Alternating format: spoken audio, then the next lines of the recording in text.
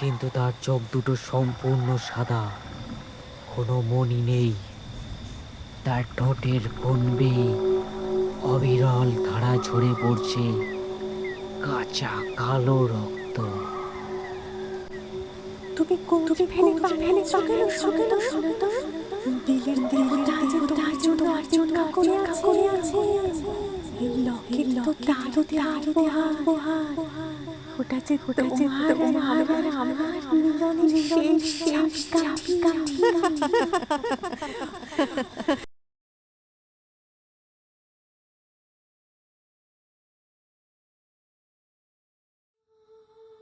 কখনো কি ভেবেছেন, একটা নির্জন বর্ষার রাত, চারিদিকে মুষলধারে বৃষ্টি, আর সেই বৃষ্টির অন্ধকার ভেদ করে যদি আপনাকে একা যেতে হয় একটা নির্জন বিলে, যেখানে দিনের আলোতেও মানুষ যেতে ভয় পায়, সেখানে রাতের অন্ধকারে যদি হঠাৎ শুনতে পান এক অদ্ভুত উড়ে আওয়াজ, তখন আপনি কি পিছনে ফিরে তাকাবেন নাকি চুপচাপ ছুটে পালাবেন?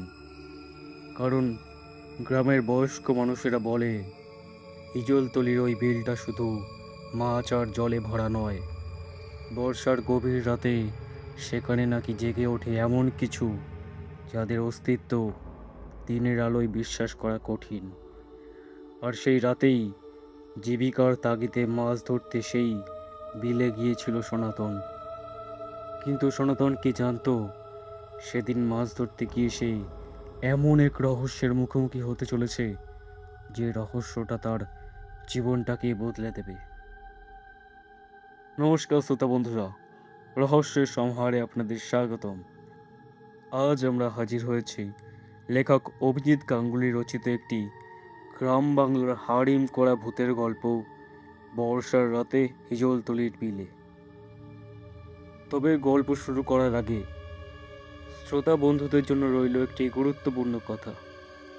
আজকের গল্পটা যদি আপনি শুরু থেকে শেষ পর্যন্ত একদম মন দিয়ে শুনেন, তবে গল্পের শেষে কিন্তু একটা বিশেষ প্রশ্ন থাকবে। দেখি আপনারা কতজন মন দিয়ে পুরো গল্পটা শেষ পর্যন্ত শোনেন আর কমেন্ট বক্সে সঠিক উত্তরটা দিতে পারেন। আগের দিনের সঠিক উত্তরদাতাদের নাম আজ আমরা ঘোষণা করব গল্পের শেষে, তাই গল্পটি পুরোটা মন দিয়ে শোনার অনুরোধ রইল।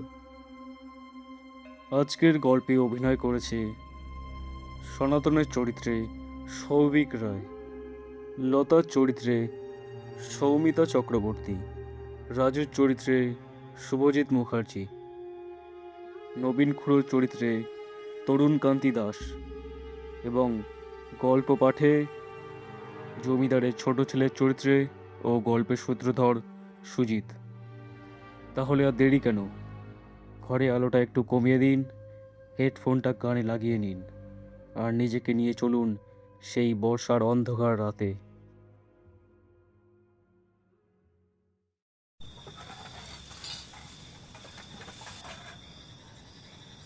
আষাঢ়ের বিকেলের কালো মেঘটা তখন একটু একটু করে গাঢ় হয়ে দিগন্তের কোণে জমতে শুরু করেছে। চারপাশের বাতাস আচমকাই ভারী আর ঠান্ডা হয়ে উঠল। রামপুরের শেষ প্রান্তের ভাঙা চায়ের দোকানে বসে সনাতন যখন চায়ের মাটির ভারে শেষ চুমুকটা দিল, তখন তার কপালে চিন্তার গভীর ভাঁজ। ঠিক তখনই পাশ থেকে রাজু তার কাঁধে হাত রেখে একটু চাপ দিয়ে ফিসফিসিয়ে বলল, কিরে, মরার মতো মুখ করে বসে আছিস যে বড়? দেখছিস না আকাশের মেঘটা কেমন কাল নাগিনীর মতো কালো হয়ে আসছে? তা হিজলতলির চরের দিকে মাছ ধরতে যাবি না নাকি রে সোনা? হিজলতলির চরে তো এমন মেঘলা রাতে বৃষ্টি আসলেই মাছের আসল আড্ডা জমে। এমন সুযোগ কেউ হাতছাড়া করে? জানি না রে রাজু, মাথায় কিছু খেলছে না, বুকটা কেমন ধুরধুরু করছে, বড্ড দুশ্চিন্তায় আছি রে। জমিদারের চড়া সুদের ধার, তার উপর লতাকে দেওয়া বিয়ের আমার এই প্রতিশ্রুতি। দিন ঘনিয়ে আসছে, অথচ হাতে একটা ফুটো পয়সাও নেই। কি করে যে কি হবে কিছুই বুঝতে পারছি না রে, কিছুই বুঝতে পারছি না। রাজু সনাতনের চোখের দিকে তাকালো। তার চোখে তখন এক অদ্ভুত চকচকে ভাব। সে সনাতনের আরো কাছে ঘেঁষে বসলো, যেন তাকে কোনো গোপন মন্ত্র দিচ্ছে। আরে দূর শালা, চিন্তা কিসের তোর? এই তো সুযোগ তোর জীবনের সব ল্যাটার অবসান ঘটাবার। গ্রামের সবাই জানে এই বৃষ্টির সময় হিজলতলির চরে ঝাঁকে ঝাঁকে বড় বড় রুই কাতলা আর বোয়াল মাছের মেলা বসে। আর তুই তো রামপুরের সবচেয়ে সেরা শিকারী। এই সময় যদি তুই গোটা চারেক বড় মাছ কোঁচ গেঁথে তুলতে পারিস, তবে হাটে বেচেই তোর জমিদারের দেনাও মুক্ত হবে, আর লতাকে দেওয়া কথাও সম্পূর্ণ হবে। ভেবে দেখ। রাজু আর সনাতনের এই চাপা কথাগুলো পাশেই একটা জীর্ণ বেঞ্চে বসে গ্রামের প্রবীণ নবীন খুড়ো শুনছিলেন। তিনি তামাকের কলকেতে শেষ টান দিয়ে একরাশ ধোঁয়া ছেড়ে ঘোনা আর গম্ভীর গলায় কাঁপতে কাঁপতে বললেন, ওরে সোনা, টাকার লোভ বড্ড বালাই রে বাপ। টাকার মোহে অন্ধ হলে মানুষ নিজের মরণটাও আর চোখে দেখতে পায় না। টাকা পয়সা সময় মতো দিতে না পারলে জমিদার বড় নিষ্ঠুর, মেরে তোর হাত পা ভেঙে দেবে, নয়তো ভিটে মাটি থেকে উচ্ছেদ করবে। সে কথা মিথ্যে নয় রে। কিন্তু হিজলতলির ওই অভিশপ্ত চর, না রে বাপ, ওখানে যাস না, ভুল করেও পা বাড়াস না ওদিকে। ওই চরের বালি আর কুচকুচে কালো জল জ্যান্ত মানুষের তাজা রক্ত চষে। আষাঢ়ের এই কাল মেঘের আধার রাতে ওই চরে যারা গেছে, আজ অব্দি কেউ আস্ত ফেরেনি রে। আজ অব্দি কেউ আস্ত ফেরেনি সোনা, কেউ ফেরেনি। তুই লতার কথা ভাব রে সোনা। তোর বুড়ো নবীন খুড়োর কথাটা অন্তত শোন। সামান্য কটা কাঁচা মাছের লোভে নিজের জ্যান্ত জানটা ওখানে বিকিয়ে দিস না রে বাপ, দিস না।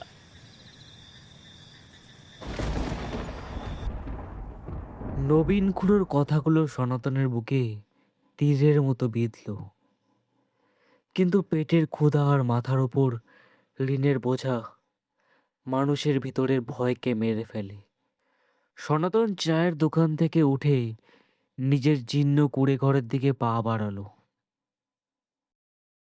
বুক ভরা দ্বিধা আর টানাপোড়েন নিয়ে যখন সে নিজের ঘরের দাওয়ায় এসে দাঁড়ালো, তখন চারপাশ নিকষ কালো অন্ধকারে ডুবে গেছে। ঘরের ভেতর লণ্ঠনের হালকা হলুদ আলোতে লতা দাঁড়িয়েছিল। লতা, যার মায়াবী চোখের দিকে তাকিয়ে সনাতন নিজের জীবন বাজি রাখতে পারে। কিন্তু আজ লতার অভাবে কেমন যেন একটা চেনা অথচ অচেনা শীতলতা।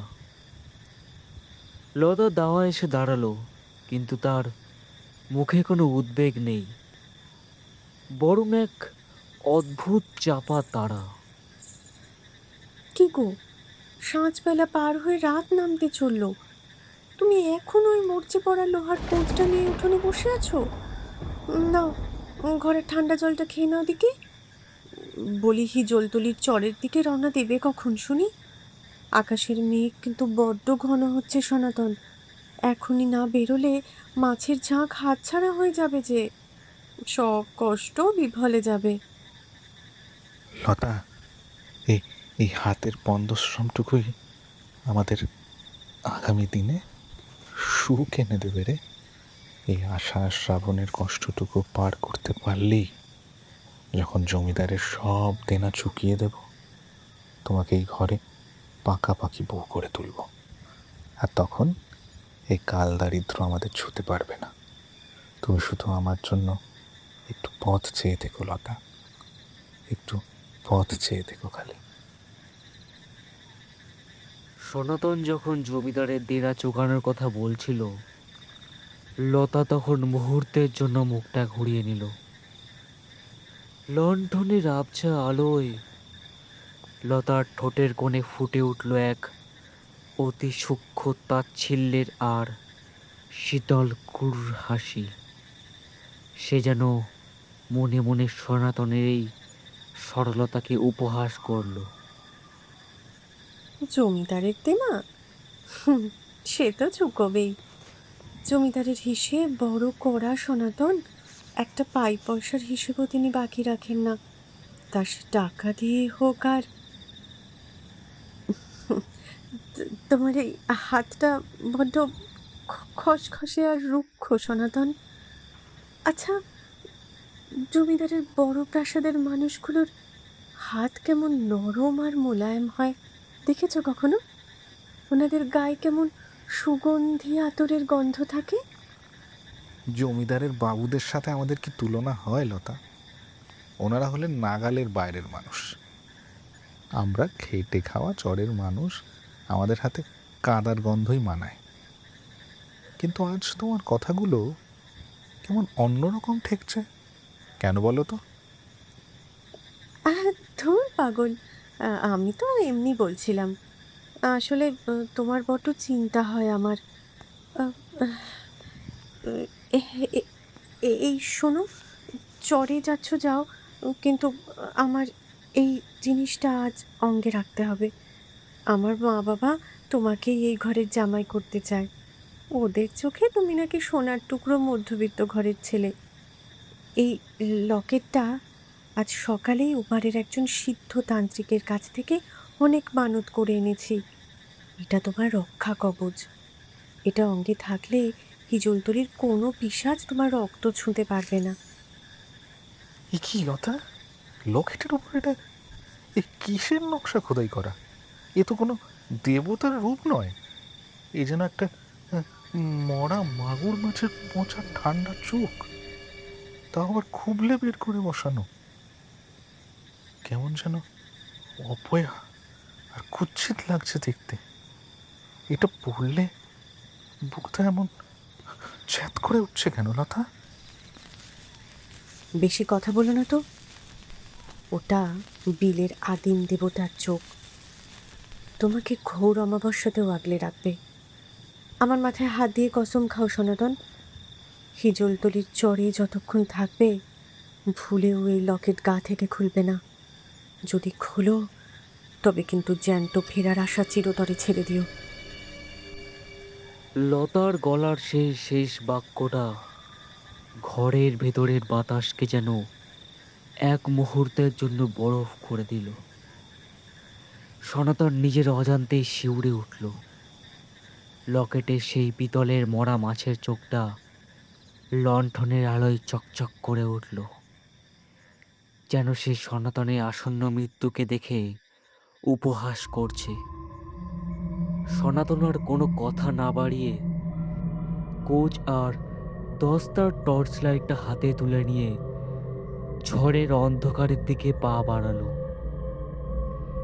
ঘরের দোরগোড়ায় দাঁড়িয়ে লতা তার যাওয়ার দিকে তাকিয়ে রইল, আর তার ঠোঁটের সেই অদ্ভুত বিষাক্ত হাসিটা অন্ধকারে আরো চওড়া হতে লাগলো।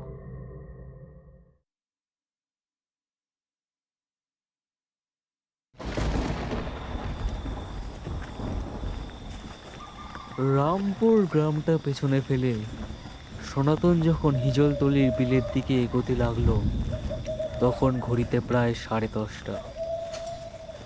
চারপাশটা যেন এক অদ্ভুত নিথর চাদরে ঢাকা। আষাঢ়ের এই প্রবল বর্ষণেও প্রান্তরটা কেমন যেন থমথমে। লতার বেঁধে দেওয়া সেই কালো কাঠের পিতলের লকেটটা সনাতনের বাঁ কবজিতে দপদপ করছে। চামড়ার ওপরে লকেটের ছোঁয়াটা এত ঠান্ডা, যেন এক টুকরো বরফ কেউ চেপে ধরে রেখেছে। সনাতন বাঁ হাতের টর্চ লাইটের হলদেটে আলোটা বারে বারে সামনের কর্দমাক্ত মেঠো পথে ফেলছিল। বাতাসে কেবল ভেজা মাঠের গন্ধ থাকার কথা, কিন্তু যত সে বিলের কাছাকাছি পৌঁছচ্ছে বাতাস তত বেশি ভারী আর আষ্টে হয়ে উঠছে।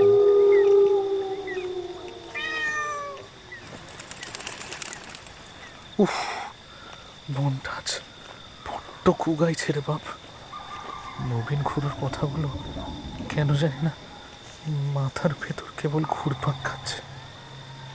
না না, লতা বলেছে এটা রক্ষা কবচ। লতা আমায় ভালোবাসে, তার মা বাবা আমায় জামাই করতে চায়। আমি কেন এত দুর্বল হচ্ছি?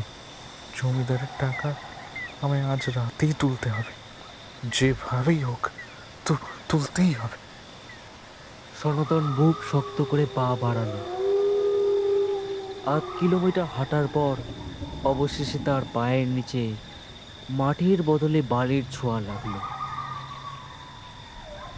সে এসে পৌঁছেছে হিজলতলির চরে। সামনেই বিশাল অন্তহীন হিজলতলির বিল, কুচকুচে কালো জল, যার উপর বৃষ্টির ফোঁটাগুলো পড়ে হাজার হাজার বুদবুদ তৈরি করছে। কিন্তু আশ্চর্যের বিষয়, এত বৃষ্টির মধ্যেও বিলের জল স্তব্ধ, কোনো ঢেউ নেই। যেন একটা বিশাল কালো আয়না মরণ ঘুম ঘুমোচ্ছে।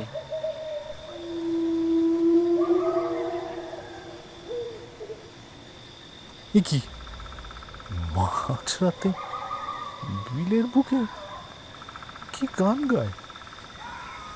রাজু তো বলেছিল আজ রাতে কেউ আসবেই না মায়ের চোটে। তবে কি অন্য কোনো গায়ের শিকারী এলো? কে কে কে কে আছো কে আছো? সনাতনের গলার আওয়াজ বিলের কুয়াশা আর অন্ধকারে ধাক্কা খেয়ে ফিরে এলো, কিন্তু কোনো উত্তর মিলল না। সেই খোনা সুরটাও আচমকা দপ করে বন্ধ হয়ে গেল। সনাতন একটা শুকনো ঢোক গিলল। তার ডান হাতে ধরা 4 ফলা বিশিষ্ট লোহার তীক্ষ্ণ কোচটা সে শক্ত করে চেপে ধরল। সে জলের কিনারায় এসে দাঁড়ালো।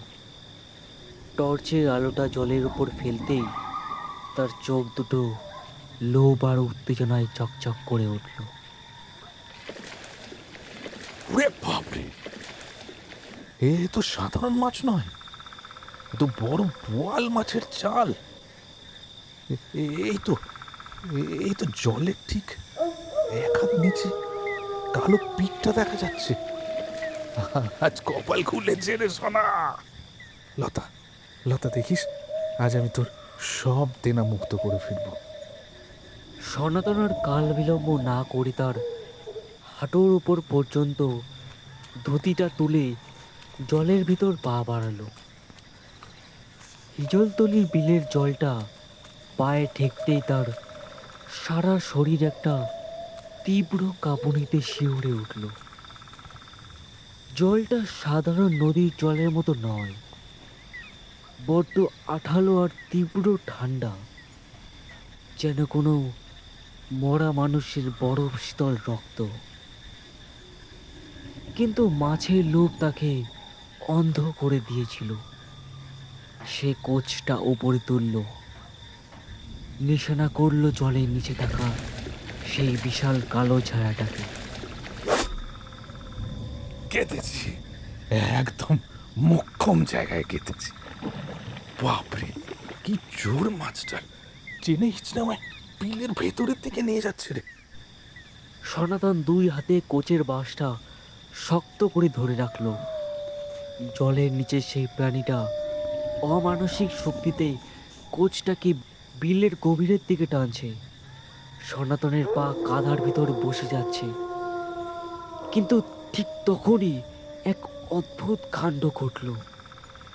জলের নিচ থেকে কোনো রক্ত ভেসে উঠল না, তার বদলে সনাতনের নাকে এক তীব্র পচা আষ্টে গন্ধ এসে লাগলো, যা এতটাই অসহ্য যে তার বমি পাওয়ার জোগাড় হলো। ঠিক সেই মুহূর্তে তার বাঘ কবজিতে থাকা লকেটটা যেন জ্যান্ত হয়ে উঠল। কি আমার হাতটা এমন অবশ্যই যাচ্ছে কেন? লতা, লকেটের সুতোটা যেন আমার চামড়া কেটে মাংসের ভেতর ঢুকে যাচ্ছে। ও ও বড্ড জ্বালা করছে রে বাবা। সনাতন টর্চের আলোটা নিজের বা হাতে ফেলল, যা দেখলো তাতে তার মাথার চুল খাড়া হয়ে গেল। লকেটে সেই খোদাই করা মরা মাছের চোখটা থেকে হালকা একটা কালচে তরল বেরোচ্ছে, আর লকেটের চারপাশে কালো কারের সুতোগুলো সাপের মতো সূক্ষ্ম শিকড় মেলে সনাতনের কবজির রগগুলোর ভিতরে ঢুকে যাচ্ছে। সনাতন ডান হাত দিয়ে কোচটা ছেড়ে দিয়ে লকেটটা টেনে হিঁচড়ে ছিঁড়তে চাইল, কিন্তু পারল না। লকেটটা যেন তার শরীরেরই একটা অংশ হয়ে গেছে। আচমকায় জলের নিচের টানটা বন্ধ হয়ে গেল। বিলের জল আবার শান্ত। সনাতন হাঁপাতে হাঁপাতে টর্চের আলোটা জলের উপর ফেলল, যেখানে তার কোচটা বিঁধে আছে। জলের নিচ থেকে কোনো মাছ ভেসে উঠল না।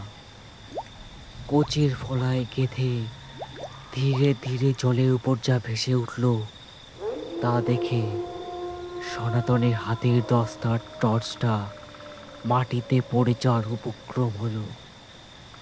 জলের উপর ভেসে উঠেছে একটা মানুষের কঙ্কালসার হাত, যার আঙুলগুলো দীর্ঘ আর নখগুলো কুচকুচে কালো, আর সেই মরা হাতের কবজিতে বাঁধা রয়েছে হুবহু একটা পিতলের লকেট, ঠিক যেমনটা সনাতনের নিচের হাতে লতা বেঁধে দিয়েছে। কি সর্বনাশ! এ তো লতার হাত নয়, এ কার হাত? আর এই লকেট? লতা, তুমি আমার সাথে কি করলে? তুমি তো বলেছিলে এটা রক্ষা কবচ, তবে এই মরা মানুষের হাতেও একই লকেট কেন? সনাতন এবার বুঝতে পারল সে কোনো মাছের ডাকে আসেনি, সে এক ভয়ঙ্কর সুপরিকল্পিত মৃত্যুর ফাঁদে পা দিয়ে ফেলেছে। আর এই ফাঁদের সুতোটা যার হাতে, সে আর কেউ নয়, তার নিজের ভালোবাসার লতা।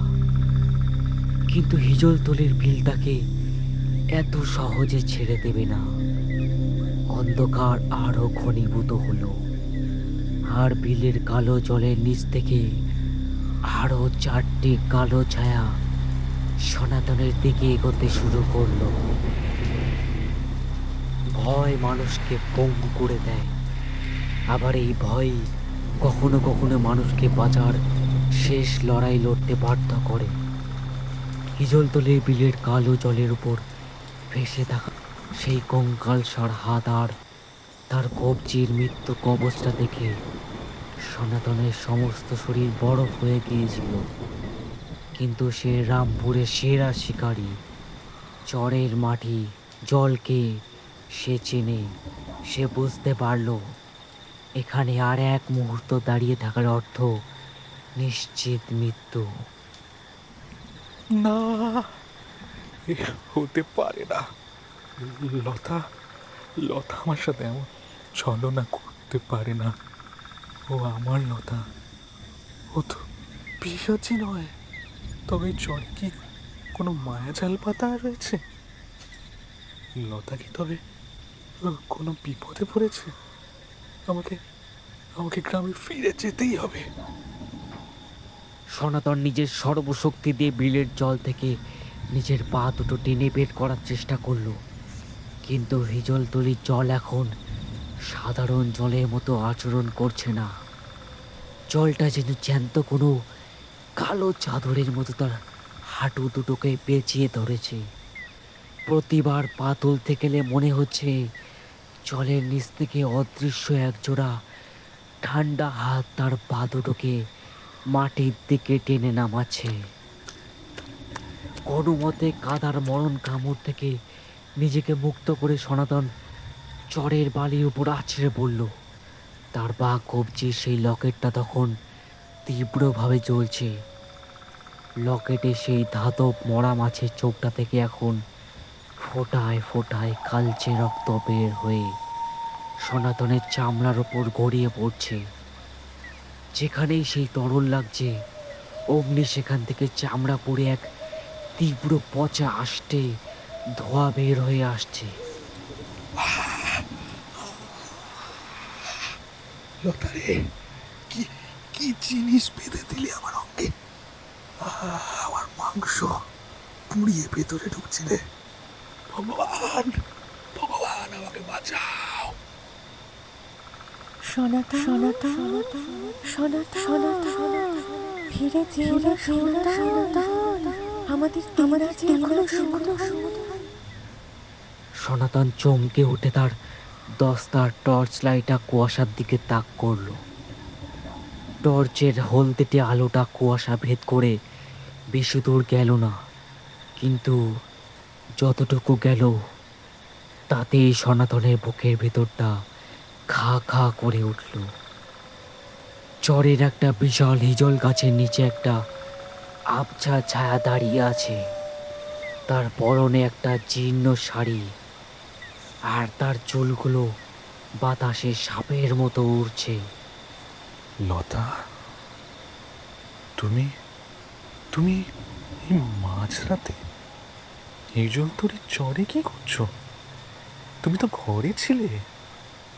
লতা, কথা বলছো না কেন? ও লতা! সেই ছায়াটা কোনো উত্তর দিল না। সে ধীরে ধীরে হিজল গাছের আড়াল থেকে বের হয়ে সনাতনের দিকে এগোতে লাগলো। তার হাঁটার কোনো শব্দ নেই, পায়ের মল আজ তার টুংটাং করে বাজছে না। সনাতন টর্চের আলোটা লতার মুখের উপর ফেলতেই আতঙ্কে চিৎকার করে উঠল। সামনে দাঁড়িয়ে থাকা অবয়বটা লতারই, কিন্তু তার চোখ দুটো সম্পূর্ণ সাদা, কোনো মণি নেই। তার ঠোঁটের কোণ বেয়ে অবিরল ধারা ঝরে পড়ছে কাঁচা কালো রক্ত। তুমি কোথায় ফেলে বানাচ্ছো কেন সনাতন? দিলের দেবতা যে তার জন্য করে আছে। এই লকেট তো তার উপহার। ওটা যে তোমার আর আমার মিলনের শেষ চাবিকাঠি। সনাতন উল্টো ঘুরে রামপুর গ্রামের সীমানার দিকে অন্ধের মতো দৌড়াতে শুরু করলো। পিছনে সেই অলৌকিক লতারূপের ছায়াটা বাতাসে ভেসে তার পিছু নিল। বৃষ্টি জল আর নিজের চোখের জল মিশে সনাতনের দৃষ্টি ঝাপসা হয়ে আসছিল। ঠিক তখনই দূর থেকে একটা চেনা আলোর বিন্দু তার চোখে পড়ল। চরের প্রবেশদ্বারে একটা বড় লণ্ঠন হাতে কে যেন দাঁড়িয়ে আছে। সনাতন দৌড়ে গিয়ে সেই লণ্ঠনধারী মানুষের সামনে গিয়ে হুমড়ি খেয়ে পড়ল। হাঁপাতে হাঁপাতে সে যখন মাথা তুলল, তখন লণ্ঠনের হলদে আলোয় উপরের দিকে তাকিয়ে তার সমস্ত আশা মুহূর্তে কপ্পুরের মতো উড়ে গেল। তার সামনে ছাতার নিচে দাঁড়িয়ে আছে স্বয়ং জমিদারের সেই বিলাসী অহংকারী ছোটবাবু। তার সিল্কের পাঞ্জাবিতে কোনো কাদার দাগ নেই, আর তার ঠোঁটের কোণে ঝুলছে এক চরম অহংকারী ও ক্রূর হাসি। কি হ্যাঁ শিকারি, হিজলতলি চরে মাছ ধরতে এসে নিজেই মাছের মতো ছটপট করছে যে বড়। তা কোচটা কোথায় ফেললে? আর লতা, লতা তোমাকে যে জিনিসটা অঙ্গে ধারণ করতে দিয়েছিল সেটা ঠিকঠাক কাজ করছে তো? সনাতন পাথরের মতো স্তব্ধ হয়ে গেল। জমিদারের ছোট বাবুর মুখে লতার নাম শুনে তার মাথার ভেতরের সমস্ত ওলটপালট হয়ে গেল। সে বুঝতে পারল এই অন্ধকার রাত, ইজলতলির চরের মাছের লোভ আর এই হাতের বিষাক্ত মৃত্যু কবচ কোনো অলৌকিক ঘটনা নয়। এ এক অতি নিখুঁত জীবন্ত মানুষের তৈরি করা জলজ্যান্ত পৈশাচিক ষড়যন্ত্র।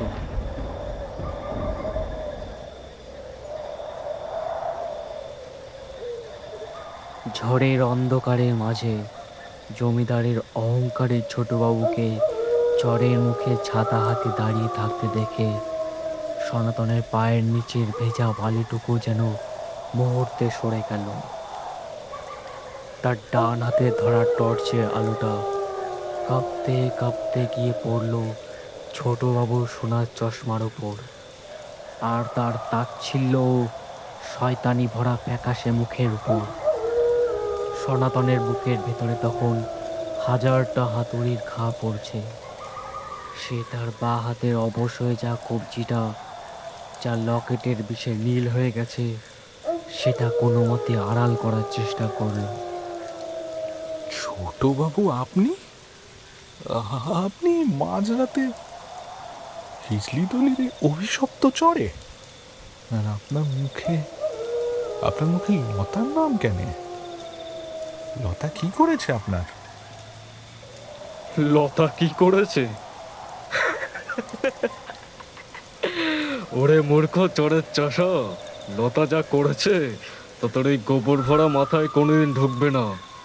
তুই ভাবলি আষাঢ়ের রাতে পিচলতলি বিড়ে মাছ ধরে তুই দিনাশোধ করবি, আর ঋণের বোঝা নামিয়ে লতাকে রাজরানী করে নিজের কোড়ে ঘরে তুলবি। লতা কি তোর এই ভাঙা ঘরের কাদার গন্ধ শুকে মরার জন্য জন্মেছিল হতভাগা? ছোটবাবুর পিছনে ঘন কুয়াশা আর এজল গাছের অন্ধকারের আড়াল চিরে ধীরে ধীরে এগিয়ে এলো আরও একটা অবয়ব। সনাতন টর্চে আলোটা সেদিকে ঘোরাতেই তার চোখের মণি দুটো স্থির হয়ে গেল। এ কোনো অলৌকিক পিশাচি নয়, কোনো ডাইনি নয়, এ জ্যান্ত রক্ত মাংসের লতা। কিন্তু লতার পরনে আর সেই রামপুরের জীর্ণ সুতোর শাড়ি নেই। তার অঙ্গে জড়িয়ে আছে জমিদারের অন্দরমহলের মহার্ঘ দামি লাল তসরের শাড়ি, কপালে চওড়া সিঁদুর, আর ঠোঁটে এক পৈশাচিক সুস্থির বিষাক্ত হাসি। সে এসে দাঁড়ালো ঠিক জমিদারের ছোটবাবুর গা ঘেঁষে, পরম নিশ্চিন্তে। লতা, তুমি? তবে এতক্ষণ যে মনের ভেতর দেখলাম, ওটা তবে আমার চোখের ভুল ছিল? কিন্তু তুমি এখানে, এই শাড়ি, ছোটবাবুর এত কাছে কেন লতা? তুমি কথা বলছো না কেন? আমার দিকে তাকাও লতা। কেন কেন তাকাবো সনাতন? তোমার এই কাদা মাখা ভিকেরির মতো মুখের দিকে তাকাতে আমার ঘেন্না করে। আমার মা বাবা বড্ড সেকেলে, বড্ড বোকা। তাদের ধারণা আমাদের মতো মধ্যবিত্ত ঘরের মেয়ের জন্য তোমার মতো খেটে খাওয়া জেদি আর সৎ ছেলেই নাকি সোনার টুকরো জামাই। জমিদারের অট্টালিকার বৈভব আর দাসদাসী ঘেরা জীবন নাকি ওদের চোখে পাপ। কিন্তু আমি তো তোমার ওই ভাঙা কুড়ে ঘরে বসে সারা জীবন চাল ডালের হিসেব করতে পারবো না সনাতন। লতা, এই কথা শোনার আগে আমার কান দুটো কেন কালা হয়ে গেল না রে? আমি তো তোমায় ভালোবেসেছিলাম। তোমার বাবার সম্মান রাখতেই তো এই হিজলি তলির পিলের মুখে মরতে এলাম। ভালোবেসেছিলে? ভালোবাসা দিয়ে কি জমিদারের অন্দরমহলের রেশম কেনা যায় সনাতন? ছোটবাবু আমাকে ভালোবাসেন, ওনার প্রাসাদের অঢেল সম্পত্তি আমার চরণে লুটিয়ে দিতে পারেন। কিন্তু মাঝখানের কাঁটা ছিলে তুমি। আমার বাবা মা তোমার সাথেই আমার বিয়ে ঠিক করেছিল, তাই তাই এই হাতটা আমাদের পাততে হলো। সনাতন এবার তার বাঁ হাতের দিকে তাকালো, যেখানে লকেটের কালো সুতোগুলো সাপের বাচ্চার মতো তার চামড়া চিরে ভেতরের শিরা উপশিরায় শিকড় গেঁথে বসেছে। তীব্র যন্ত্রণায় তার সমস্ত শরীর ধনুকের মতো বেঁকে যাচ্ছে। সে কাঁপতে কাঁপতে লতার দিকে এক পা বাড়ালো। তবে তবে এই লকেট, যেটা তুমি আমায় আজ সকালে তান্ত্রিকের রক্ষা কবচ বলে নিজের হাতে পরিয়ে দিলে, এটা কি তবে? ওটা কোনো তান্ত্রিকের রক্ষা কবচ নয় সনাতন। ওটা জমিদারের ছোটবাবু পুরনো এক কাপালিকের কাছ থেকে আনিয়েছেন। ওটা হলো হিজলতলির বিলের তলা থেকে তোলা আসল মৃত্যু কবচ। পিতলের মরা চোখের ভেতরে মাখানো আছে এমন এক আদিম মায়াবী পচা আষ্টে বিষ, যা মানুষের গায়ের তাজা রক্তকে টেনে ক্ষয় করে দেয়, আর গন্ধ শুকে হিজলতলির বিলের ক্ষুধার্ত জল পিশাচদের ঠিক চরের কিনারায় ডেকে আনে। দুনিয়ার লোক জানবে হতবাকা দেনাগ্রস্ত সনাতন আষাঢ়ের কাল রাতে হিজলতলির চরে মাছ ধরতে গিয়ে বিলের পেটে তলিয়ে গেছে। কাল সকালে তোর ওই মোর্চে পড়া কোচ আর ভাঙা টর্চ লাইটটা বিলের জলে ভেসে থাকবে। ব্যাস, তোর অধ্যায় চিরতরে শেষ, আর লতাও চিরদিনের মতো আমার। সনাতন বুঝতে পারল তার আয়ু আর মাত্র কয়েক মিনিট। মানুষের ভিতরের লোভ আর নিষ্ঠুরতা যে হিজলতলির বিলের অলৌকিক পিশাচের চেয়েও কতটা ভয়ঙ্কর হতে পারে, তা সে নিজের জীবন দিয়ে উপলব্ধি করল। বৃষ্টির তীব্রতা আরও বাড়ল, আর লকেটের বিষে সনাতনের পা দুটো আবার কাদার দিকে অবশ্যই নেমে যেতে লাগলো।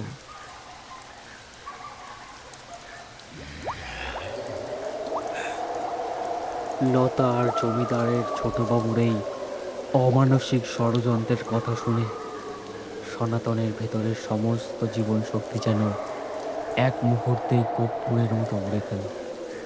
যাকে সে নিজের চেয়েও বেশি ভালোবেসেছিল, যার জন্য নিজের জান বাজি রেখে এই অভিশপ্ত চরে কোচ হাতে মাছ ধরতে এসেছিল, সেই লতায় আজ তাকে জীবন্ত মৃত্যুর মুখে ঠেলে দিয়েছে। বিষাক্ত মৃত্যু কবচ তখন সনাতনের মাংস চিরে হাড়ের কাছাকাছি পৌঁছে গেছে। তার বাঁ হাতটা পুরো কুচকুচে কালো আর নীলচে শিরায় ভরে গেছে। ভগবান, এই পাপের কি কোনো বিচার নেই? লতা, ওরে লতা, তুই টাকার লোভে নিজের আত্মাটাকেও জমিদারের পায়ে বেচে দিলি। তুই মানুষ নস রে, তুই জ্যান্ত পিশাচি। বিচার? হিজলতলির বিলে কোনো বিচার হয় না সনাতন। এখানে শুধু হারিয়ে যাওয়া হয়, আর মাত্র কয়েক মিনিট। তারপরে বিলের তলার জ্যান্ত নরকটা তোমাকে নিজের ভেতরে টেনে নেবে। ছোটবাবু, চলুন, এর মরণ চিৎকার শোনার মতো রুচি আমার নেই।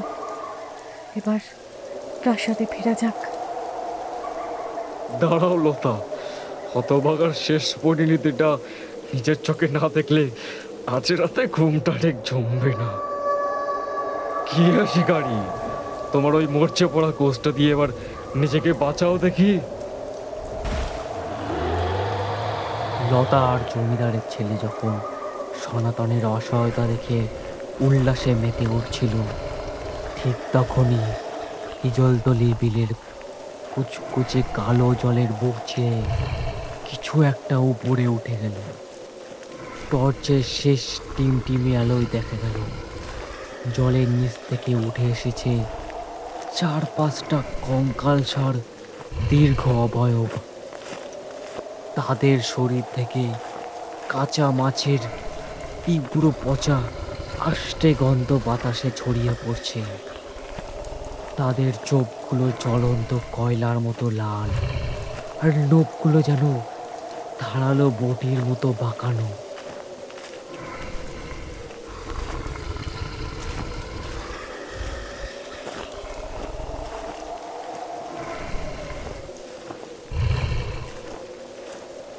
কিন্তু সেই জল পিশাচগুলো সনাতনের দিকে এগোলো না।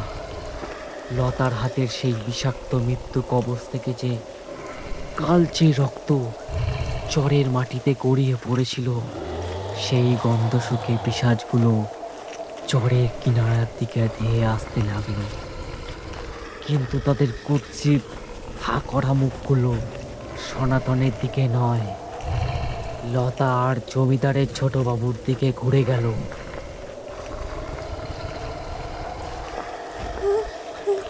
কি কি কি ছোটবাবু, ওগুলো আমাদের দিকে আসছে কেন?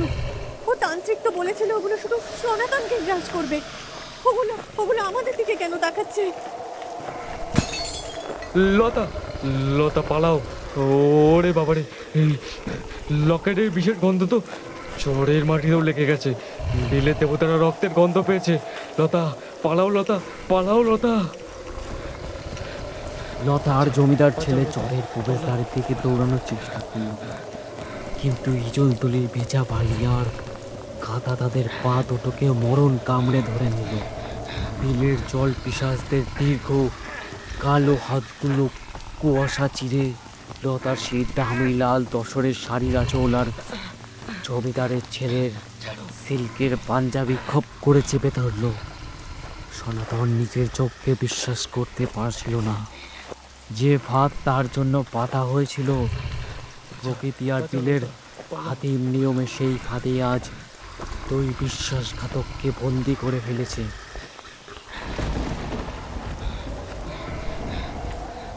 নিয়তির চাকা যখন ঘুরে, তখন পাপিষ্ঠে নিজের তৈরি করা সুনিপুণ ফাঁদই তার নিজের গলায় ফাঁস হয়ে দাঁড়ায়। আষাঢ়ের এই প্রলয়ঙ্করী অন্ধকারের মাঝে হিজলতলির চরের প্রবেশদ্বারের কর্দমাক্ত মাটির উপর তখন এক অবর্ণনীয় নারকীয় দৃশ্য।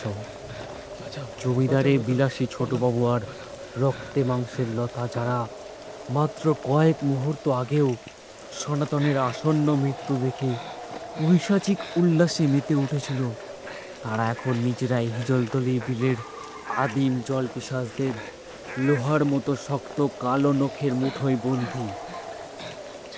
সনাতনের বা কবজি সেই বিষাক্ত মৃত্যু কবচ থেকে নিশ্চিত পচা আসছে রক্তের ধারা চরের মাটিতে মিশে বাতাসে এমন এক তীব্র মায়াবী গন্ধ আচ্ছন্ন করে ফেলেছে যে বিলের ক্ষুধার্ত দেবতারা আসল অপরাধী আর পল্লীর পাঠার তোয়াক্কা না করে সরাসরি রক্তের উৎসের দিকে ধেয়ে এসেছে।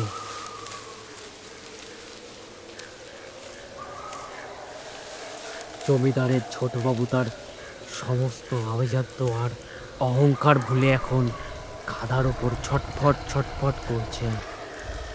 তার সোনার চশমাটা কাদায় ছিটকে পড়েছে। তার চুলে, তার মুখে এখন চরের দুর্গন্ধযুক্ত কালো পাক। সে তার দুই পা দিয়ে পিছনের দিকে যাওয়ার আপ্রাণ চেষ্টা করছে, কিন্তু যমদূতের মতো সেই কঙ্কালসার হাতগুলো তার পা দুটোকে শৃঙ্খলের মতো চেপে ধরেছে। লতা, লতা, লতা রে, লতা রে, ওগুলোকে আটকা। তোরা ওঝাতান্ত্রিক তোকে কোনো বশীকরণ মন্ত্র দেয়নি? ওরে বাবারে, ওরে বাবারে, পিশাচটার গায়ে আমরা বড্ড ঠান্ডা। ওটা ওটা আমার পাটা কামড়ে ধরেছে রে। লতা, লতা বাঁচা আমায়। ও সনাতন, ওরে সনাতন, তুই তো রামপুরের সবচেয়ে সেরা শিকারী। তোকে আমি সব টাকা ছেড়ে দেবো রে। তোর বাবার সব আজীবনের ধার সব আজীবনের বদলে মাফ করে দেবো রে। তোকে ওই ভাঙা কুড়ে ঘরের বদলে পাকা দালান তুলে দেবো। তুই তোর ওই চার ফলা কোষটা দিয়ে ওটার মাথায় ঘামার। ও সনাতন, মার ওটাকে। ছোটবাবুর সেই আর্তনাদ ঝড়ের গোঙানিতে ধাক্কা খেয়ে ঝড়ের বাতাসে মিলিয়ে গেল। সনাতন তার দিকে তাকালো। তার চোখের দৃষ্টিতে কোনো রাগ নেই, কোনো প্রতিশোধের আগুন নেই, আছে শুধু এক অতলান্তিক ক্লান্তি। মানুষের লোভ যে কতটা নিচে নামতে পারে তার জীবন্ত প্রমাণ তার চোখের সামনে ছটপট ছটপট করছে। অন্য পাশে লতার অবস্থা আরও শোচনীয়। লতার সেই দামি লাল তসরের শাড়ি যা সে সনাতনের সাথে বিশ্বাসঘাতকতা করে জমিদারের ছোট বাবুর কাছ থেকে উপহার পেয়েছিল, তা এখন হিজলতলির কালো কাদায় মাখামাখি। তার কপালে থাকা চওড়া সিঁদুর বৃষ্টির তোড়ে ধুয়ে রক্তের মতো তার ফ্যাকাশে মুখ পেয়ে গাল দিয়ে নামছে। তাকে দেখতে এখন কোনো বধূর মতো লাগছে না, সে যেন এখন নিজেই এক জীবন্ত প্রেতিনী। সে ছটফট করতে করতে সনাতনের দিকে হাত বাড়ালো। ছোট বাবু, ওরাই তো আমাকে টেনে জলের দিকে নিয়ে যাচ্ছে। ও সনাতন, ও সনাতন, আমি ভুল করেছি রে। আমার ভেতরের লোভ আমাকে অন্ধ করে দিয়েছিল। আমি সোনার গয়না আর বড় প্রাসাদের লোভে নিজের দরম করম সব খুইয়েছি। আমাকে আমাকে বাঁচা সনাতন, তোর পায়ে পড়ি। তুই তো আমাকে ভালোবাসিস বল। তুই তো আমার জন্য নিজের জান বাজি রাখতে পারিস। তোর এই লতার জীবনটা আজ একটু ভিক্ষা দে রে সনাতন। তোর ওই কোচটা দিয়ে ওটাকে এক কোপ মার। সনাতন তখন হাঁটুর উপর পর্যন্ত কাদার গভীরে ডুবে গেছে। তার বাঁ হাতটা লকেটের বিষে এখন সম্পূর্ণ অবশ। লকেটের সেই পিতলের মরা মাছের চোখটা যেন সনাতনের মাংসের ভিতরে শেষ রক্তবিন্দুটাকেও চুষে খাচ্ছে। তার কবজি থেকে কনুই পর্যন্ত অংশটা কুচকুচে কালো আর সবুজ নীলচে মরা শিরায় ভরে গেছে। তার শরীরে তখন এক চুল নড়ার ক্ষমতা নেই, কিন্তু তার ডান হাতটা তখনও অলৌকিক এক শক্তিতে ধরে আছে রামপুরের সেরা শিকারী সেই 4 ফলা বিশিষ্ট লোহার তীক্ষ্ণ কোচটা। লতার মুখে নিজের নাম এবং ভালোবাসার আকুতি শুনে সনাতনের চোখের কোণ বেয়ে এক ফোঁটা তপ্ত অশ্রু গড়িয়ে পড়ল। কিন্তু সেই চোখে আর কোনো মোহ নেই, কোনো দুর্বলতা নেই, আছে এক পরম শূন্যতা আর বৈরাগ্য। সে আকাশের দিকে মুখ তুলল, যেখানে কালো মেঘগুলো কাল নাগিনীর মতো ফনা তুলে ধরেছে। লতা, যে সনাতন তোকে নিজের প্রাণের চেয়েও বেশি ভালোবাসত, যে সনাতন তোকে এই ঘরের লক্ষ্মী করে তোলার স্বপ্ন দেখত, তাকে তুই আজ সকালে ওই কুচ্ছিত মৃত্যু কবচটা পুড়িয়ে মরণ খাঁচায় পুড়িয়ে দিয়েছিস রে।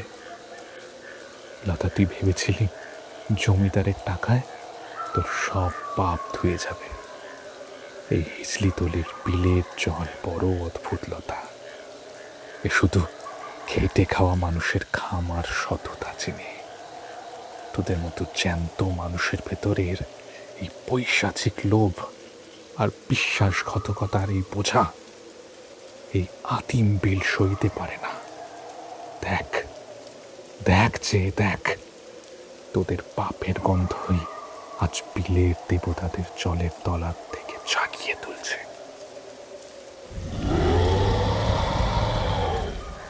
জল পিশাচদের সেই দীর্ঘ শ্যাওলা ধরা কঙ্কালসার হাতগুলো এবার জমিদারের ছেলের গলা আর লতার চুল শক্ত করে পেঁচিয়ে ধরল।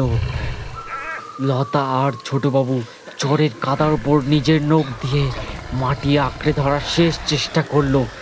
কাদার উপর তাদের আঙুলের দাগ বসে যেতে লাগলো, কিন্তু হিজলতলির বিলের আকর্ষণের কাছে মানুষের এই শারীরিক শক্তি বড্ড তুচ্ছ। সনাতন স্তব্ধ হয়ে দেখল। সে তার ডান হাতের কোচটা আর কারো দিকে তাক করল না। সে বুঝতে পারল প্রকৃতির এই নিজস্ব বিচারের সামনে মানুষের তৈরি অস্ত্রের কোনো মূল্য নেই। সে তার ডান হাতের কোচটা চরের বালির উপর সজোরে গেঁথে দিল, যেন ওটাই তার জীবনের শেষ স্মৃতিস্তম্ভ। তার টিমে হলদে আলো ছড়ানো দস্তার টর্চ লাইটটা কাদার ওপর পড়ে গিয়ে বিলের জলের সীমানাকে কোনো মতে আলো করে রাখলো।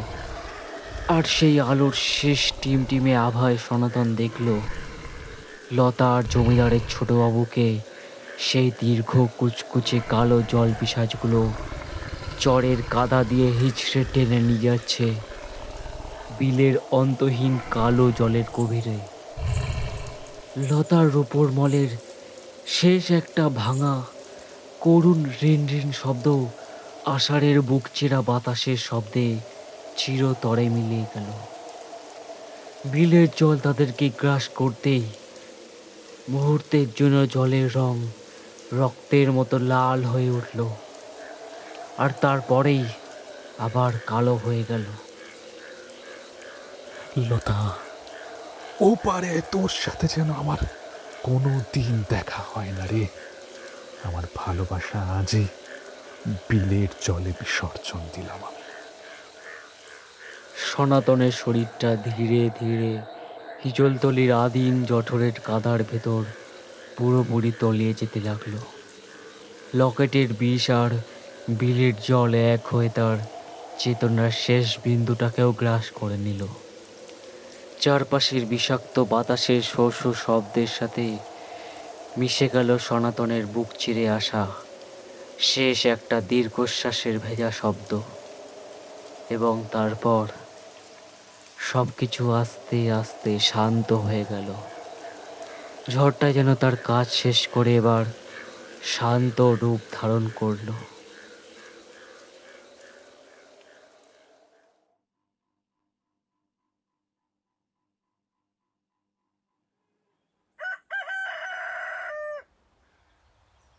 আষাঢ়ের সেই প্রলয়ঙ্করী কালরাত্রির অবসান হলো।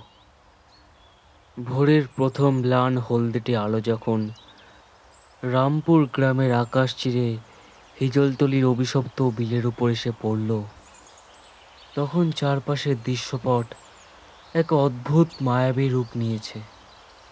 কাল রাতে এই চরের বুকে যে এক নারকীয় তাণ্ডব ঘটে গেছে, যেখানে মানুষের লোভ, বিশ্বাসঘাতকতা আর প্রকৃতির আদিম পৈশাচিক শক্তির এক রক্তক্ষয়ী লড়াই হয়েছে, তার কোনো চিহ্নই আজ ভোরের আলোতে আর অবশিষ্ট নেই। হিজলতলির বিস্তীর্ণ চর এখন সম্পূর্ণ শান্ত, নিস্তরঙ্গ ও নিস্পন্দ। বিলের কুচকুচে কালো জল আয়নার মতো স্থির, যেন গত রাত্রে ওই জলের তলা থেকে কোনো কঙ্কালসার হাত উঠে এসে জ্যান্ত মানুষদের টেনে হিচড়ে অতল গভীরে নিয়ে যায়নি। ভোরের হালকা ছাই রঙের কুয়াশা চরের কিনারায় এমনভাবে ভাসছে যেন কোনো অতিকায় শ্বেতপদ্ম তার পাপড়ি মেলে রেখেছে। কিন্তু এই শান্ত রূপ বড়ই সাংঘাতিক, বড়ই প্রতারক।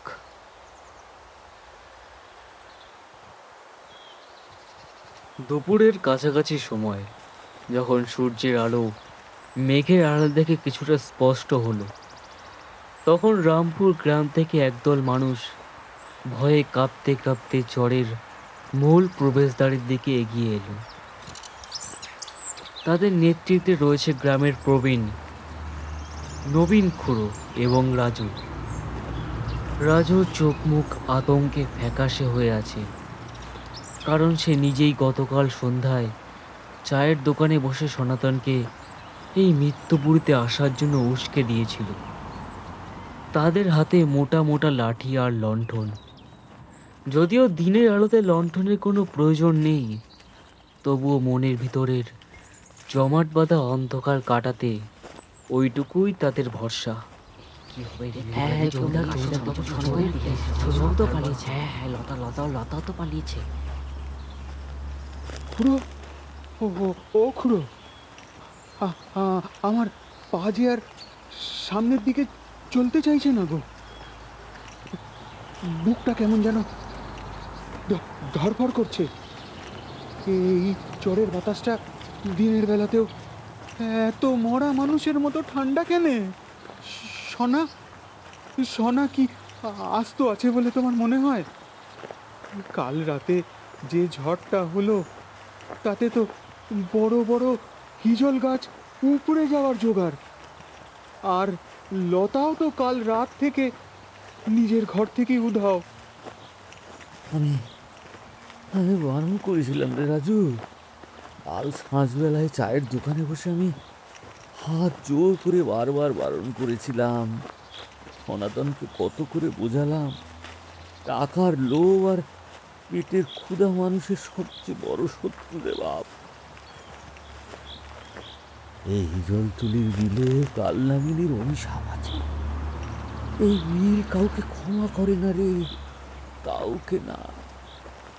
আর ওই লতা মেয়েটা, ওই রাজু, ওই মেয়ের চাল চলন আর চোখের দৃষ্টিতে আমি কাল সাজবেলাতেই এক অশুভ বিষাক্ত ছায়া দেখেছিলাম রে। কিন্তু সোনা বড্ড সরল ছিল, বড্ড জেদি আর বোকা ছিল ছেলেটা। আমার বুড়ো বয়সের অভিজ্ঞতাটাকে এক ছুঁয়ে উড়িয়ে দিল, আমার কথাটা শুনলো না রে। চল চল আর একটু কাদার দিকে এগোই, দেখ যদি ছেলেটার কোনো চিহ্ন অন্তত খুঁজে পাওয়া যায়। গ্রামবাসীরা বুক দুড়ো দুড়ো অবস্থায় চরের একেবারে কিনারায় এসে দাঁড়ালো। তাদের চোখের সামনে দিগন্ত বিস্তৃত সেই কালো জলের বিল, কিন্তু সেখানে কোনো জ্যান্ত মানুষ বা কোনো লাশের চিহ্ন মাত্র নেই। চারপাশটা একেবারে খা খা করছে। কিন্তু ঠিক তখনই রাজুর তীক্ষ্ণ দৃষ্টি বিলের কিনারা থেকে একটু দূরেই জলের উপর ভাসমান একটা জিনিসের দিকে আটকে গেল। খুড়ো, ওই দেখো, ওই দেখো জলের ওপরে ওটা কি ভাসছে। ও- ওটা তো সোনার সেই চার ফলা লোহার কোচটা। আর আর ও ওই যে ওই যে কাদার ভিতর গেঁথে আছে সোনার সেই ভাঙা দস্তার টর্চ লাইটটা। নবীন খুড়ো আর বাকি গ্রামবাসীরা দৌড়ে জলের কিনারায় গেল। হ্যাঁ, ঠিক তাই। সনাতনের সেই সাধের লোহার কোচ, যা দিয়ে সে রামপুরের সেরা শিকারী হিসেবে নিজের পরিচিতি তৈরি করেছিল, তা আজ মালিকহীন অবস্থায় কালো জলের উপর অনাথের মতো ভাসছে। টর্চের কাজ ভাঙা, ভেতরে কোনো আলো নেই। কিন্তু শুধু সনাতনের জিনিস নয়, কাদার উপর একটু দূরেই পড়ে আছে আরও একটা অচেনা জিনিস। এ কি, এ কি, এ তো এ তো জমিদারের ছোটবাবু সেই রূপোর বাঁট বাঁধানো বিলাসী ছড়িটা।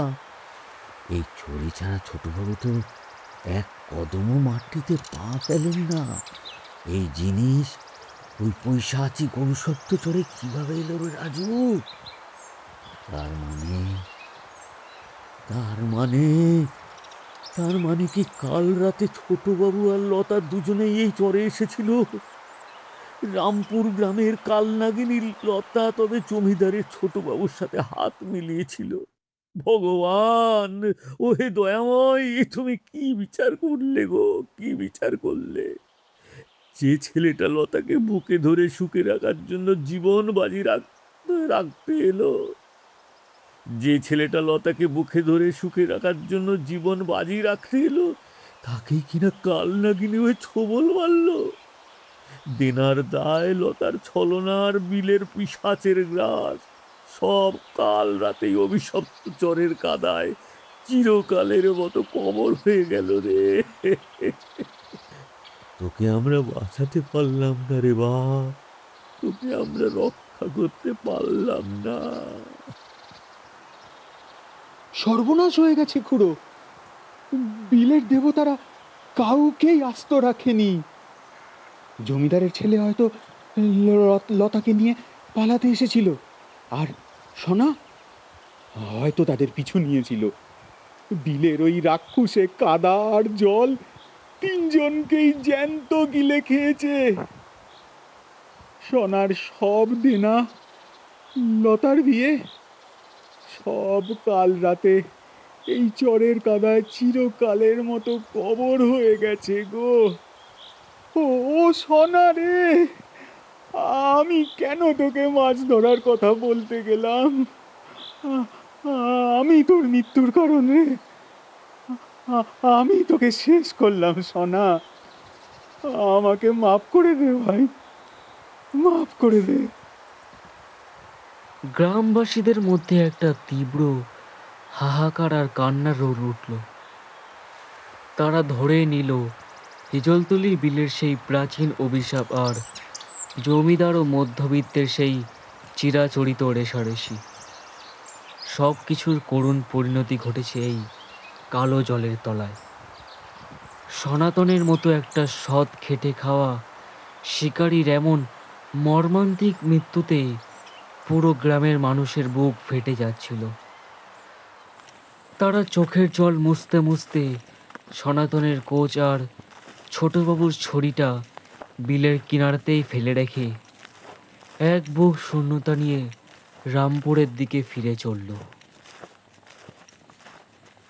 তাদের ধারণা এখানেই এই কাহিনীর শেষ। সনাতন, লতা আর জমিদারের ছেলে তিনজনই এখন হিজলতলির বিলে অতীতের পাতায় জমা হওয়া কয়েকটা নাম মাত্র।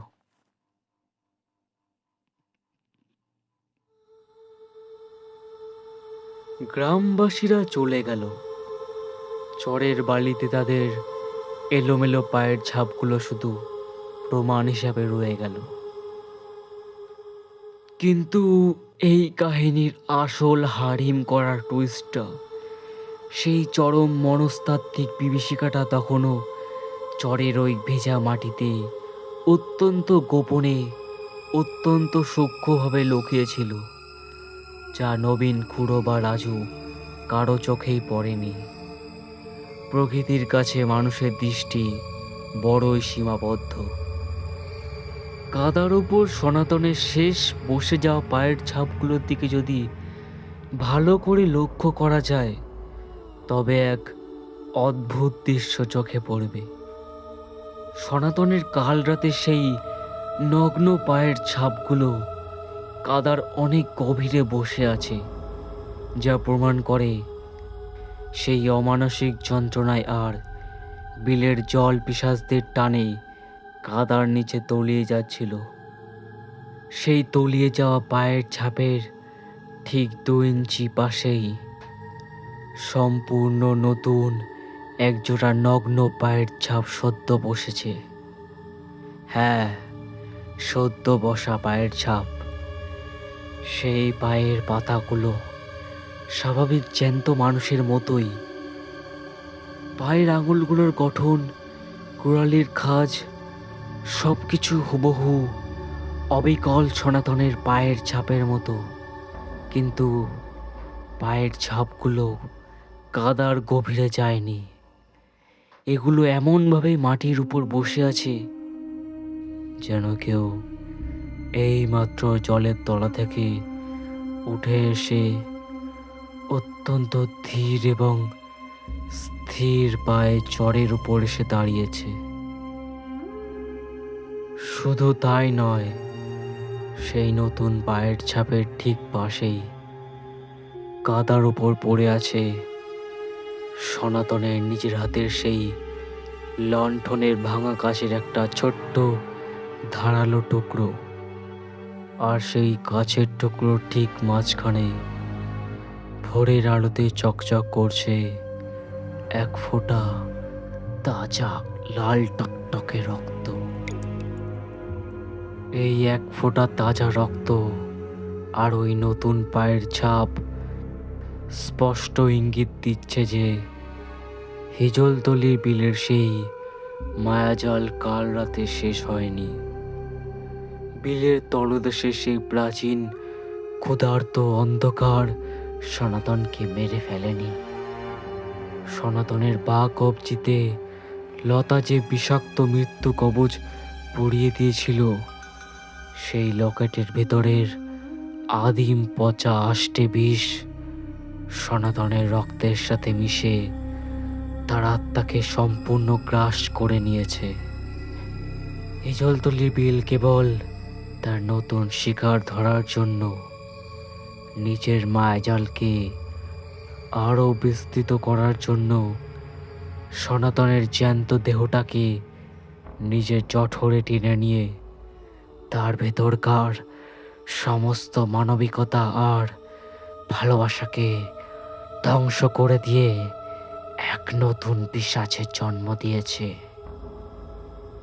যে পিশাচ দেখতে অবিকল রামপুরের সেই চেনা খেটে খাওয়া শিকারী সনাতনের মতো।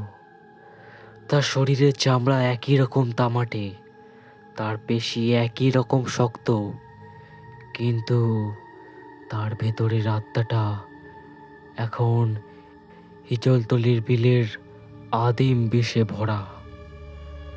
তার বুকের ভিতরে এখন আর কোনো মানুষের হৃদয় ধুকপুক করছে না।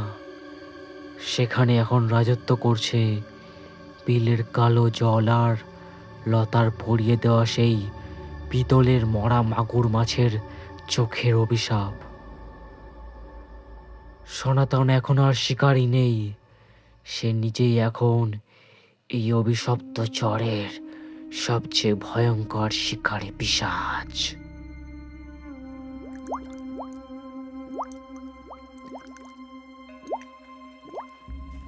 রাজু যখন গ্রামবাসীদের দলের একদম পেছনে হাঁটতে হাঁটতে রামপুরের সীমানার কাছাকাছি প্রায় পৌঁছে গেছে, তার মনে তখনও সনাতনের জন্য এক গভীর অপরাধবোধ কাজ করছে। সে বারবার পিছনের দিকে তাকাচ্ছে, আর ঠিক তখনই চরে নির্জন বাঁশঝাড়ে অন্ধকারের আড়াল থেকে, যেখানে সূর্যের আলো এখনো পৌঁছতে পারেনি, সেখান থেকে এক নতুন পুরুষের চেনা গলার আওয়াজটা বাতাসে ভেসে এলো। গলাটা অবিকল সনাতনের, কিন্তু তাতে আগের সেই উষ্ণতা নেই। গলাটা বড্ড ঘোনা, হিমশীতল, তার মধ্যে মিশে আছে এক অমানসিক পৈশাচিক টান, যা শুনলে যে কোনো জ্যান্ত মানুষের মেরুদণ্ড দিয়ে বরফের মতো স্রোত বয়ে যাবে। রাজু, কি রে রাজু, তুই চলে যাচ্ছিস যে বড়?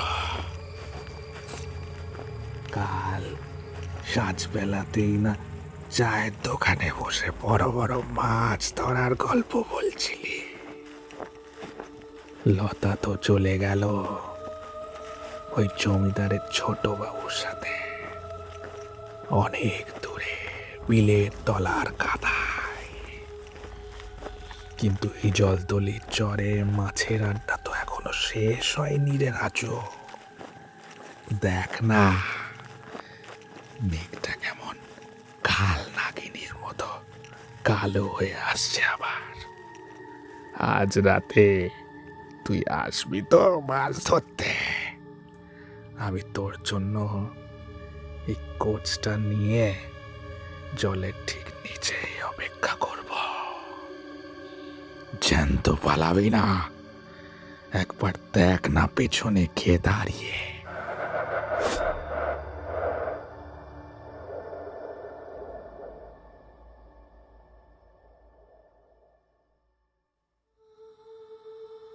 শেষ হলো আজকের গল্প বর্ষার রাতে হিজলতলির বিলে। কেমন লাগলো সনাতনের সেই ভয়ঙ্কর রাতের অভিজ্ঞতা? সত্যিই কি হিজলতলির বিলে কিছু ছিল, নাকি সব কিছুর পিছনে লুকিয়ে ছিল অন্য কোনো রহস্য? সেটা আপনারাই বিচার করুন। গল্প তো শেষ হলো, এবার দেখা যাক কারা আজকের পুরো গল্পটা মন দিয়ে শুনেছেন। গল্পের শুরুতেই আমরা একটি প্রশ্ন রেখেছিলাম। প্রশ্নটি হলো, লতা সনাতনের হাতে যে লকেটটা পরিয়ে দিয়েছিল, সেই লকেটে কোন মাছের চোখ খোদাই করা ছিল? আপনি যদি সত্যিই পুরো গল্পটা মন দিয়ে শুনে থাকেন, তবে ঝটপট নিচে কমেন্ট বক্সে সঠিক উত্তরটি লিখে জানান। দেখা যাক কে কে আজকের আসল বিজয়ী হতে পারেন। আজকের এই গা ছমছমে অভিজ্ঞতা আপনাদের কেমন লাগলো সেটাও কমেন্ট করে জানাতে কিন্তু একদম ভুলবেন না। ভালো লাগলে আমাদের প্রিয় চ্যানেল রহস্যের সমাহারে একটি লাইক দিন, বন্ধুদের সাথে শেয়ার করুন আর চ্যানেলটা সাবস্ক্রাইব করে বেল নোটিফিকেশনটি অন করে রাখুন। আপনাদের একটি লাইক, কমেন্ট এবং সাবস্ক্রাইব আমাদের আরও নতুন নতুন গ্রাম বাংলার রহস্যময় ভৌতিক গল্প নিয়ে আসার অনুপ্রেরণা দেয়। আজকের গল্পে কণ্ঠ দিয়েছেন সৌভিক রায়, সৌমিতা চক্রবর্তী, শুভজিৎ মুখার্জি ও তরুণ কান্তি দাস। তাদের সকলকে জানাই আন্তরিক ধন্যবাদ। আগের দিনের প্রশ্নের সঠিক উত্তরদাতারা হলেন শম্পা মজুমদার, উত্তম সামন্ত, হংস মজুমদার, পীযূষ মাইতি, আকাশ মাঝি। তবে আজকে এখানেই ইতি টানছি। দেখা হবে আগামী সপ্তাহে নতুন কোনো আধার রাতের নতুন কোনো গা ছমছমে রহস্য নিয়ে। ততক্ষণ ভালো থাকুন, সতর্ক থাকুন।